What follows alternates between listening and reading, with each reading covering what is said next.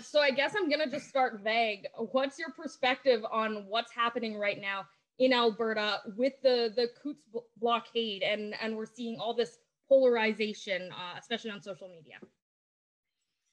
I guess the first thing to note is this isn't anything particularly new. This isn't as if the political environment started boiling overnight. This has been a long, steady boil over the last couple of decades, according to our research, where it's a group of folks that feel left behind. They feel like their position in society is slipping compared to what it was in previous generations or compared to other people in society, and a group of forces, elites have chosen to exploit that in a way, and it's resulting in some pretty unsavory behavior. In some instances now we're hearing rumors about armed conflict, perhaps. It's very disturbing, but I think we make a mistake if we think that this has happened overnight. It hasn't. It's been fomenting for a number of years, particularly here in the province of Alberta, and politicians have been unable to keep it from boiling over, and now they can't they can't seem to put it back together. Mm-hmm. And when we talk about the people who have been exploiting it, can you dive a bit more into that? Who are we talking about who have been creating this divide over the last decade, as you're saying? Far-right organizers in Canada and in the United States have proven very adept at using current anxieties among particular groups of people to foment anger and angst and hate in many instances. And they use flashpoints like elections, or in this case, government restrictions to further their cause by raising money, by raising the profile of their organizations, and quite frankly, using people who are genuinely aggrieved but get caught up in the movement that tends to and is now kind of spiraled out of control into what's an occupation of a capital city and a blockade of an international border. So, there are people out there that have genuine grievances when it comes to their occupations, their way of life, and all of that is being lost by a few nefarious folks that are making unreasonable demands that would effectively replace a legitimately democratically elected government in Ottawa and other places. So let's not lose focus on the fact that there are grievances underlying this, but we first need to solve the challenges involved in the tactics being employed by the elites at the front of this protest movement. How do you address that? I mean, that seems like such a big thing. You talk about how can politicians address that? How can everyday people address that? Well, in the short term, I'm not sure we're at the point, but we're getting close to the point where police forces are even unable to respond to this. And we're now hearing serious discussions about attorneys general calling in the Canadian military to help shore up critical assets and government structures. And let's not dismiss that. It's been a while since we've seen that in Canada, half a century. But there are limits to tolerance in a society.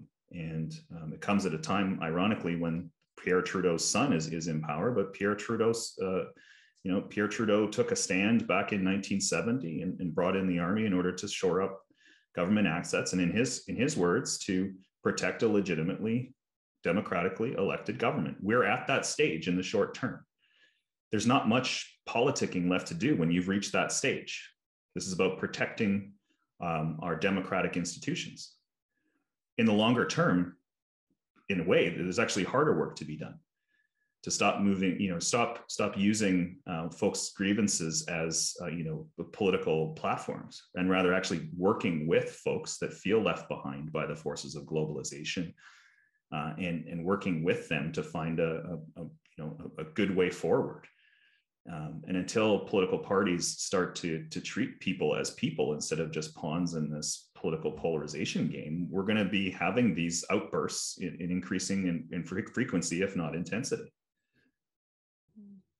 And from lots of the people who are taking part in the convoy to Ottawa or the blockade at Coutts, what we're hearing from people is they feel like they're the majority, although public polling doesn't say that, and we just had the biggest poll in election to show otherwise. What's your take on that mentality? I think we have to take the convoy organizers' public statements with a grain of salt. A lot of it is completely inconsistent. One minute they're claiming that they're a persecuted minority that's in need of protection from the Canadian Charter of Rights and Freedoms, and the next moment they're saying we're in the majority and we're dominant. It's tough to parse out what these folks actually want, even though they do have a manifesto that, if you try to read it, does spell out the fact that they're asking to replace the federal government with their own people, effectively, and to end vaccine mandates across the country, not just at the federal level, but at the provincial level. It's hard to take a group like that seriously because they're not legitimate democratic actors. They don't know the Constitution. And that's what's particularly dangerous. We saw that in Coutts, where we saw through voyeur cam how organizers down there were negotiating with MLAs from a provincial political party to open international border. These folks don't know, let alone respect, the rules of the democratic game, and maybe that's their point, is that they don't have to. They don't feel like they have to anymore, and that is a dangerous point for us to be at. And the only way to respond, in my view, to those kinds of threats is by shoring up and protecting those democratic institutions at just about any cost. And if that requires bringing in military support, it does. Are we at a point where there could potentially be a loss of faith in our democratic institution? The UCP is saying that they didn't authorize that negotiation, and that's not the reason that mandates will be ending. But the optics, even if we have mandates ending this week, what would that be like? Yeah, in generations past, party discipline would dictate that you wouldn't have rogue MLAs going down to negotiate with the government. But this government's approach to caucus management has been to allow MLAs to spout whatever they would like at any particular moment. Only a few have been expelled from caucus for voicing views that were in contradiction with government. Many more have remained, in caucus, if not in cabinet. So, this is the way that the provincial government has chosen to govern over the last number of years. That may work in peaceful times, in times of non-crisis, but we're seeing what happens if you leave your MLAs with a longer leash in the times of what is quite genuinely, a crisis, with the international border being blockaded. So, I get, in theory, the importance of having elected representatives, speaking their minds and speaking the minds of the views of their constituents. But I think that has to stop when we're negotiating with a group that is bent on overturning our democratic processes. We shouldn't have MLAs at these types of blockades, let alone negotiating, in some people's minds, on behalf of the government when they're not part of the government. Now, when it comes to even the language, when we're referring to this blockade, would you say that they're almost holding it hostage with a demand here? Is that fair to say? It's not clear what the demands are anymore, right? If you look at the original set of demands from Canada Unity, their MOU spells out a number of them, including, supplanting the federal government with the Speaker of the Senate and the Governor General, but then moving on to demand that not only all vaccine mandates be removed, but all people that have been relieved of employment to be reinstated, and so on. The demands are, in many ways, not accomplishable through the means that they're proposing. So, and I should say this isn't specific to this protest movement. Most protest movements struggle to define what it is that they want, even when they've written it down. The challenge is even higher when the people that are participating in these blockades probably have never read the original MOU to begin with. They're there on their own volition, and they're making it up as they go.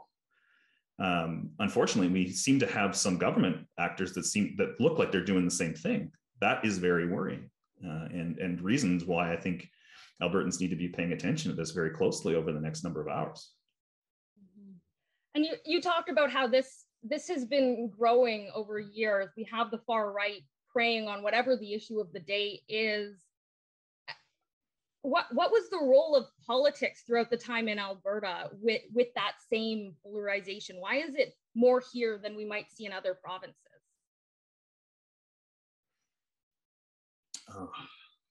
That's a good question. I think for years in Alberta, we had a large, big tent conservative party that was held together by a combination of strong leadership and a commitment really to traditional institutions of government. Over the last number of years, we've seen a significant breakdown of that. We've seen a government that's willing to hold a constitutional amendment that they admit is, or constitutional, sorry, we have a government that's willing to hold a constitutional referendum on an issue and then tell us not to read the question. We have a government that's playing fast and loose with constitutional liberties like the right to a fair trial. So, and ostensibly this is to their own partisan gain, but in some cases it's difficult to figure out why they would move in these directions when it proves to be so immensely unpopular. So the tone of politics has shifted dramatically over the last number of years in Alberta, where these anxieties used to be able to be kept, I'm going to say in check, but politicians seem to be willing to work with communities to assuage some of these concerns. And now it seems like they're more willing to want to exploit them for partisan gain, right? And maybe it comes because Alberta society has shifted over a number of years to become more progressive, and that there isn't this monolithic conservative political culture anymore. And to that extent, elites on the right in this province now feel threatened and feel like they have to do big things. But it's not helping. And the tone really does get set from the top of the government structure. And until we see a sustained effort on the part of this government and their leading officials to actually address the concerns that lie at the heart of this convoy movement, people that feel like they're being left behind and not promised, to bring the jobs back that are probably not coming back, we're likely to see this kind of thing continue. It's sad, but we've seen it play out in the United States. We've seen it play out in the UK, where people who feel like they're left behind eventually give up on mainstream politics and turn to radical alternatives like Brexit and Trump. And we're seeing that happen here in Alberta. And something from I saw in your Twitter thread exploring this issue, the concept of just not accepting defeat, not accepting a loss when it's in an election and things like that. Can you dive into that a little bit more as well? Yeah, I think that the folks that are not recognizing a legitimate loss at the polls are very few in the beginning, right? It is only a nefarious few who are now spreading rumors about lost ballots in the 2021 federal election, for example, and stirring up rumors that Justin Trudeau is not a democratically elected prime minister, and so on. It starts small, but it can gain traction when mainstream media outlets and politicians start to parrot those things back. And because it's very enticing to do that. By delegitimizing your opponent, it seems to give you a partisan advantage. And yeah, it works in the short term. But in the longer term, it starts to erode citizens' faith in the democratic process. And then we get a situation where an election outcome is not an election outcome. People just do not believe that somebody who's been appointed by the Lieutenant Governor, Governor General, the head of government is not legitimately there, that they didn't actually win that position. That's a scary point to be at. And for years in Canada, we've dismissed that possibility as being outlandish and something, specific to developing countries. And then, okay, maybe it happened in the United States, but now it's actually happening here in Canada. And I think people on all sides of the spectrum need to take a firm stand in favor of our election authorities, for example, mail-in balloting, for example, as being legitimate. Or else we're going to be in a worse situation come the next provincial and federal election. And I mean, this is all happening at a population level, but then there's individual levels. There's people whose families are facing this divide. I know there was a hairdresser who was assaulted for speaking out on social media. How can we approach this at that individual level as well? Is there even anything we can really do right now?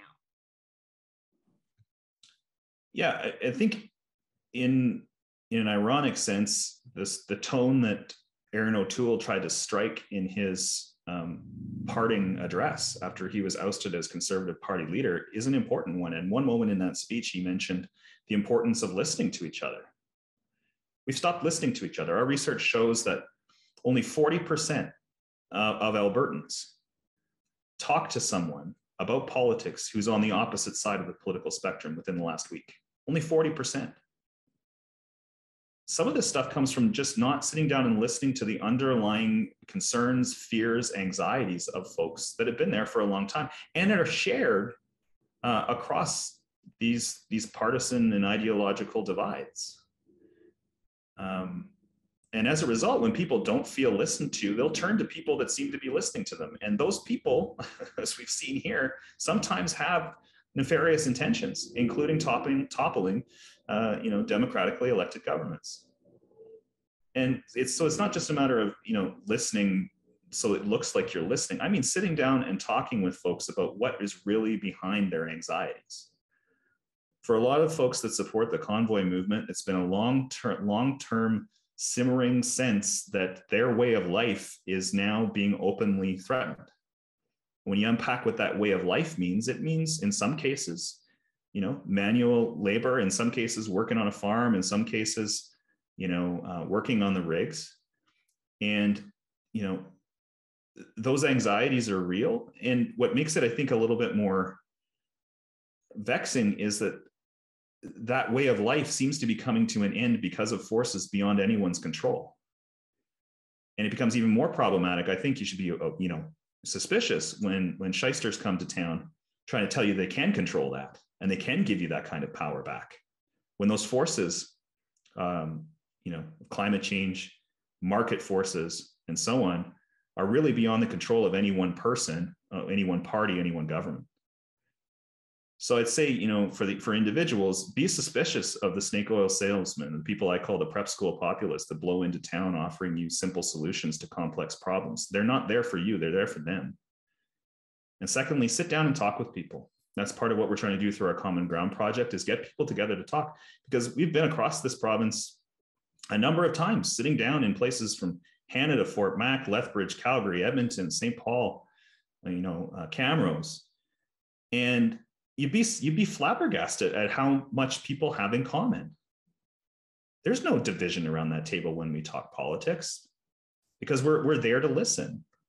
I think more Albertans need to listen to each other instead of dismissing someone as not being part of their tribe and demeaning them, right? And writing them off as somebody who's not educated or too educated, right?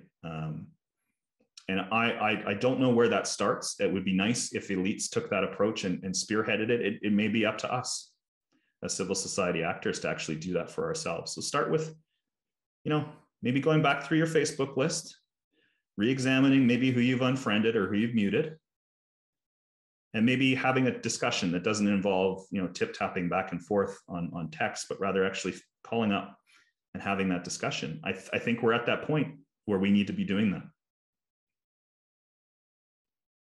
Definitely. We've covered a lot here, but is there anything I missed on asking you that you would really want Albertans, Canadians even, to be hearing when we're talking about this topic?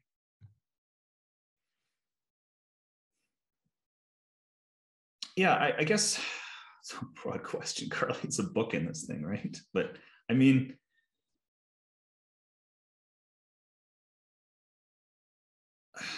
if you'd asked 10 years ago, I would say probably, the divisions in Canadian society are overblown, that really most Canadians do share a lot of things in common. I think the polarization is real now, but it comes largely from people siloing themselves off and not talking to people who have the potential to disagree with them.